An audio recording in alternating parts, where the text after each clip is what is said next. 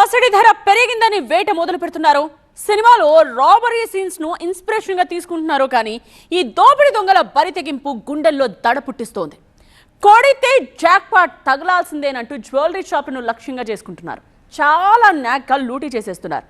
అలాంటిదే సిక్కోల్లో జరిగిన ఈ డీఫర్ దోపిడీ సీన్.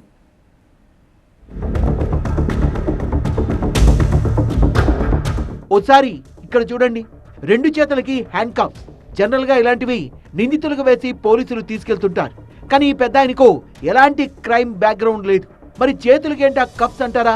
ఒకసారి ఈ సీసీ ఫుటేజీ చూడండి.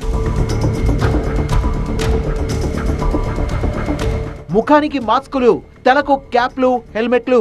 కూల్ గా పిచ్చాపాటి మాట్లాడుకుంటూ వచ్చారు. కేజీ బంగారాన్ని కొట్టుకెళ్లారు.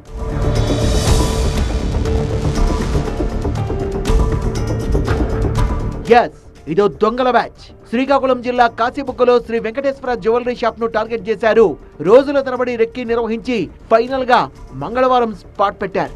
ఒక కారు, 3 బైక్లపై 8 మంది వచ్చారు. షాప్ లోకి ఎంట్రీ ఇచ్చి ఓనర్ పై దాడి చేశారు.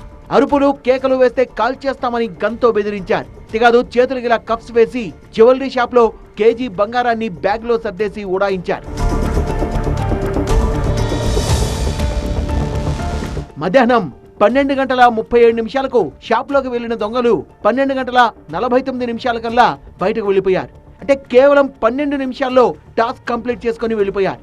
ఓనర్ ఇచ్చిన సమాచారంతో స్పాట్ కి చేరుకున్న పోలీసులు ముందు ఓనర్ చేతికున్న హ్యాండ్ కప్స్ తొలగించి అసలు ఏం జరిగిందో వివరాలు అడిగి తెలుసుకున్నారు. సుమారు 20 మంది వచ్చి అతను లోపల తీసుకెళ్ళి అతను బయట ఎత్తి అతనికి చేతులకి హ్యాండ్ కప్స్ వేసి ఆ షాప్లో ఉన్న ఈ గోల్డ్ని దొంగతనం చేసుకుని వాళ్ళు వెళ్ళిపోయారు. దాన్ని డిటెక్ట్ చేయడానికి ఆ సీసీ ఫుటేజ్లు ఈ విస్తరత్రాన్ని పరిశీలించి దాని మీద టీమ్స్ డివైడ్ చేయి 4 టీంలు ప్రస్తుతం డివైడ్ చేశారు. అలాగే crime team, close team, dog squad, ఇతర టెక్నికల్ టీమ్స్ అన్నీ దీని మీద పనిచేస్తున్నాయి. వచ్చిన వాళ్ళంతా తెలుగులో అంతంత మాత్రమే మాట్లాడారని షాప్ ఓనర్ రామకృష్ణ చెప్తున్నారు. పక్క రాష్ట్రానికి చెందిన దొంగల పని ఉంటుందన్న అనుమానాలు ఉన్నాయి. మంది ఇలా వచ్చి లోపలికి దూరిపోయి మందుల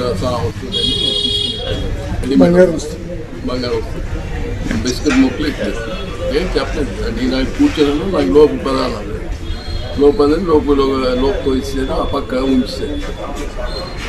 ఉంచి వాళ్ళు 15 నిమిషాల్లో మొత్తం క్లీన్. మరి మీరు కేక్ లైడింగ్ ఏం చేయలేదా? తుపాకి చూపించారు, గన్ చూపించారా? లేదు, లోపలికి వెళ్ళిన తర్వాత 2 పొల మీద గడ్డి కూర్చారు. ఆ పొల మీద కూర్చొని కొద్దిగా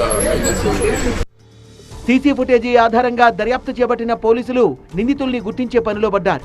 దొంగలు మొడియాపుట్టి మండలం గుప్పిలి మీదుగా ఒడిశా వెళ్లినట్టు అనుమానిస్తున్నారు. పరిసర ప్రాంతాల్లోని చెక్ పోస్టుల్ని అలర్ట్ చేశారు. త్వరలోనే దొంగల ముఠాను పట్టుకుంటామంటున్నారు. పట్ట పగలు జరిగిన ఈ దోపిడీ వ్యాపార వర్గాల్ని ఉలిక్కిపడేలా చేసింది.